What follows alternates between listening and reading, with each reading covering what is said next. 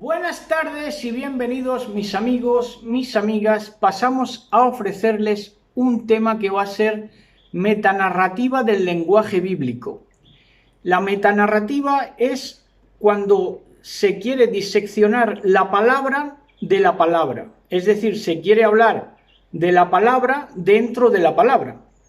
En este caso, hablar de versos bíblicos dentro del contexto de la Biblia. Entonces es una metanarrativa, una palabra que habla sobre la palabra, un texto que habla sobre el texto, lo que sería también un comentario. Un comentario de por sí, un comentario bíblico es metanarrativa, porque te metes a narrar la intrahistoria que hay dentro de un contenido textual. Entonces, vamos a hablar de esa metanarrativa del lenguaje bíblico y yo creo que vamos a salir muy provechosos de esta clase, porque vamos a ver la característica de la agudeza que se refleja.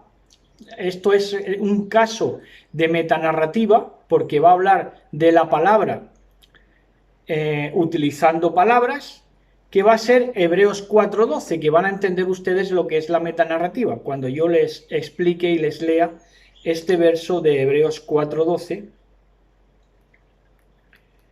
En Hebreos 4:12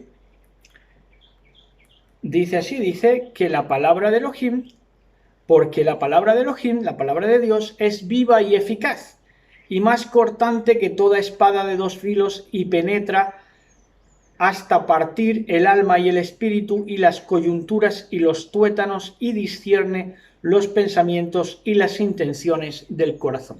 Esto es palabra hablando sobre la palabra, ¿verdad? Entonces, esto es una característica de la agudeza, una palabra que habla sobre la palabra, la disecciona. Cuando se da esta circunstancia de una palabra hablando sobre la palabra, entonces la palabra ya deja de ser un cadáver y pasa a ser algo vivo, un organismo vivo, porque se disecciona y se explica. Eso es lo que hacen los predicadores, ¿verdad? Porque si no, predicar sería leer, como leyó Esdras en el tiempo de la reconstrucción del templo. Simplemente leer, eso no es predicar. Predicar conlleva explicar, y para explicar necesitas hacer acopio de una metanarrativa, como aquí se trata de una forma magistral en Hebreos 4:12. Aquí te explica lo que es la palabra dentro del texto que forma parte de esa palabra. Entonces te la disecciona y te dice: porque la palabra de Dios, la palabra de Elohim, es viva y eficaz y más cortante, más aguda. Eso es una característica de la agudeza. Eso es una característica de la agudeza, más cortante que toda espada de dos filos, y penetra hasta partir el alma y el espíritu y las coyunturas y los tuétanos, y discierne los pensamientos y las intenciones del corazón. Por otro lado, la agudeza es sabiduría, y la sabiduría es lo más, ¿cómo podríamos decir? Penetra en la esencia de todas las cosas. La sabiduría, por lo tanto, es lo que más puede penetrar en la esencia de todas las cosas, y deja por eso desnudo y desnuda la intención, la palabra o la persona. Entonces, la palabra descubre las intenciones, por lo tanto, al descubrir la palabra las intenciones, queda al descubierto la doblez de corazón, cuando la hay, esa doblez de corazón. Por eso es viva la palabra, porque la deja desnuda de intenciones y de dobleces y de lo que sea la intención del que supuestamente ministra la palabra, o la lee o la recita. Simplemente con la entonación ya te muestra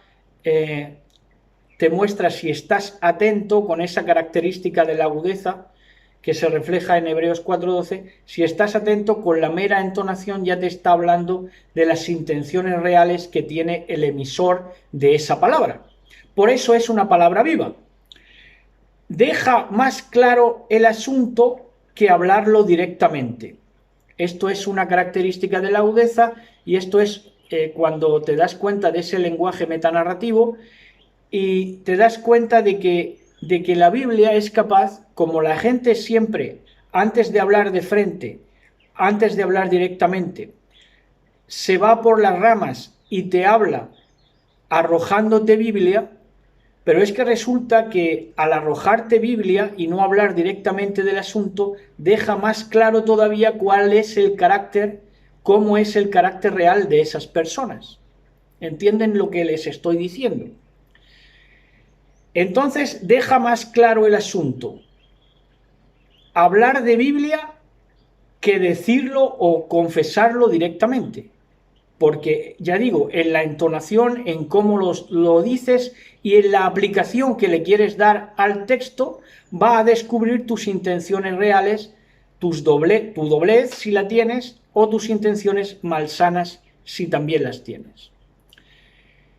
Entonces esto es maravilloso, porque deja al descubierto todo, ya digo, si estás atento a la metanarrativa. En esa metanarrativa entra entonación y entra el indagar en las intenciones reales a través de la entonación y a través de lo que quiere dar a entender el que te está explicando o leyendo palabra de poder, Biblia, ¿no? Entonces, es cortante la palabra de poder, como identifica aquí Hebreos 4:12, la palabra de Elohim es cortante porque desnuda el ser y la esencia del ser. Por eso es cortante, ¿verdad? Ejemplos que vamos a dar para que entiendan prácticamente, de una manera práctica, lo que yo estoy narrándoles, diciéndoles en metanarrativa. Miren, por ejemplo, cuando se utiliza ese célebre verso, está en dos versos, que es en Mateo 7:16 y Gálatas 6:7, cuando, por ejemplo, en Mateo 7:16 dice, no puede dar el cardo buen fruto, las plantas que son espinosas no pueden dar frutos apacibles, ¿verdad? Da a entender Mashiach. Y en Gálatas 6:7 dice Shaul Pablo, no os engañéis, Elohim no puede ser burlado, lo que el hombre sembrare, eso cosechará. Bueno, ese verso depende de quién lo diga, así tiene una intención u otra. Es decir, la palabra es sana, viva y eficaz, más cortante que toda espada de dos filos, discierne las intenciones del corazón, es sana, es el Salmo 119. La Torá es perfecta, ¿verdad? Pero ¿qué pasa? Que depende de quién lo diga, así es la aplicación que quieren darle, y dependiendo quién lo diga, tú como receptor de la palabra de poder, para discernir quién te está hablando y con las intenciones reales que te están hablando, tú lo que tienes que ir es a la esencia que te quieren transmitir. Tienes que estar atento a la metanarrativa del lenguaje bíblico y tienes que ser enormemente agudo porque en ti está la palabra. La palabra no es algo externo, sino algo interno. Bueno, entonces utilizan esto de se cosecha lo que se siembra. Esto es lo que te dicen, lo que te decían cuando había clubes dentro de las iglesias, se hacían amigos unos más que otros y para excluir a otros, digo iglesias como puedo decir mezquitas o sinagogas o lo que sea, ¿no? Entonces había clubes de 4 o 5 personas, 6, que formaban sus afinidades y para excluir a otros les restregaban este verso, que lo extraían de Gálatas 6:7 y Mateo 7:16 y decían por su boca, se cosecha lo que se siembra, y con esto excluían a aquellos que no les caían bien, y así utilizaban el verso. Entonces, siendo este verso la sanidad que es de por sí reflejada en Gálatas 6:7 y Mateo 7:16, lo utilizaban para revanchismo y para un ojo por ojo y diente por diente remasterizado. Fíjense cómo son las cosas, ¿no? Incluso en el Evangelio de la Gracia y todo esto. Utilizaban versos como este para restregarlos en la cara de aquellos que excluían y al final venía a ser este verso mal ubicado, mal utilizado y mal direccionado en un ojo por ojo y diente por diente remasterizado. ¿Cuál? El de se cosecha lo que se siembra. Me están empezando a entender, ¿verdad?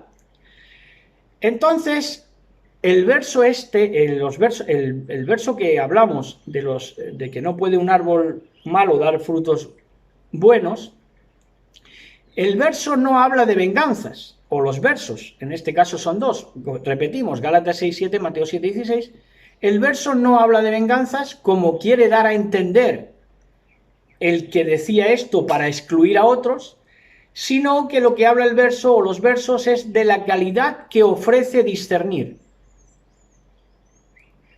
Te está hablando de lo mismo que te habla Hebreos 4:12. La palabra de Elohim es viva y eficaz, más cortante que toda espada de dos filos y discierne.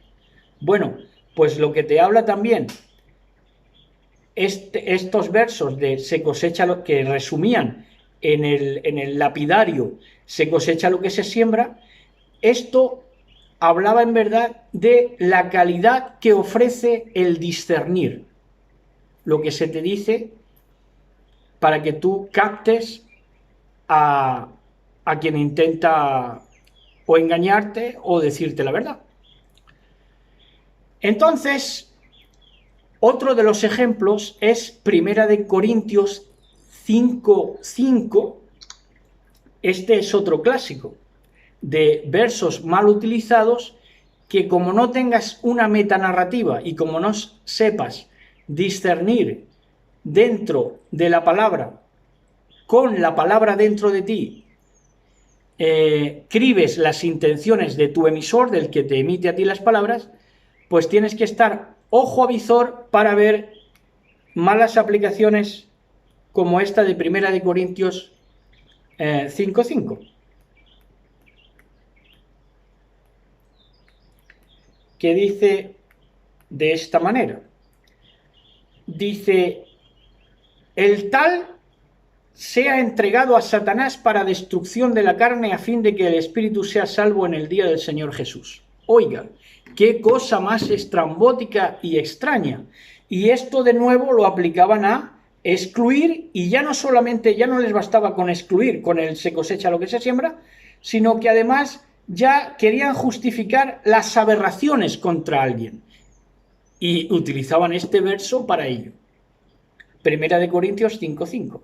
Entrégalo a Satanás para que su carne sea condenada, pero su espíritu se salve. Entonces, esto lo utilizaban, repito, para justificar aberraciones. Insólito, pero real. Cuando el verso lo que te está diciendo, discerniendo, sabiendo entrar en la metanarrativa del lenguaje bíblico, es así. Es entregar al tal paradójicamente, porque la palabra que utiliza es paradounai, que viene de la misma raíz que paradoja. Entonces lo que te está diciendo es entregar al tal paradójicamente a Satanás, aunque signifique la ruina de su carne, a fin de que el Espíritu lo salve en el día del Señor. ¿Qué significaba esto? Repetimos, Satanás no es un atormentador con un trinchante ni nada. Satanás es la adversidad. Satanás es un adversario. Entonces lo que te está diciendo, entregar al tal que tiene mala conducta delante de los feligreses de Corinto, ¿no? Para que me entiendan, los de la congregación de Corinto, entregar al tal, al que tenía mala conducta, paradójicamente, a Satanás, es decir, a la adversidad, aunque entregarlo a la adversidad significara para él, claramente, al entregarlo al adversario, a la adversidad, iba a significar para él la ruina de su carne. La ruina de su carne. Ahora, la confusión está en que en el texto mal ofrecido se hace separación entre la carne y el alma, y entonces te metes en un error detrás de otro. Dice, bueno, entonces entrégalo a Satanás para que su alma sea su carne arda, ¿verdad? Para que su carne sea justificada, sea salvada. Entonces, por eso los colonialistas de Roma pues echaban a los indios al fuego y a los bebés incluidos, para que ardieran con la carne, pero su alma fuera librada. Fíjense ustedes hasta dónde llegan las aberraciones. Las aberraciones cuando no se tiene una comprensión de la metanarrativa del lenguaje y no tienes la palabra dentro de ti, que es de lo que se trata. Entonces, lo que dice es entregar al que tiene mala conducta a la adversidad, aunque entregarlo a la adversidad obviamente va a significar la ruina de su carne, la ruina de su cuerpo, porque va a padecer, a fin de que el espíritu, el Ruach Elohim, a fin de que el espíritu lo salve en el día del Señor. Entonces, va a padecer porque va a ser entregado a la adversidad, pero esa adversidad le va a dar la posibilidad de llevar fruto, ¿verdad? Cuando el espíritu, el Ruach Elohim, Elohim mismo, lo salve en el día del Señor. Es decir, que va a tener opción de aprender de la adversidad. Eso es lo que te está diciendo el texto, ¿verdad? La cabot sea para Elohim, que nos hace discernir esto. Pero ¿cuándo? Cuando tenemos la palabra dentro de nosotros y esa metanarrativa, que es palabra, hablando de la palabra, al final se convierte en una palabra que es la tuya interna, que te hace entender toda la palabra externa. Esa es la metanarrativa del lenguaje bíblico. Espero que lo hayan entendido, es un tema profundo, pero creo que nos ha hecho bastante bien. Shalom, shalom, besos y abrazos.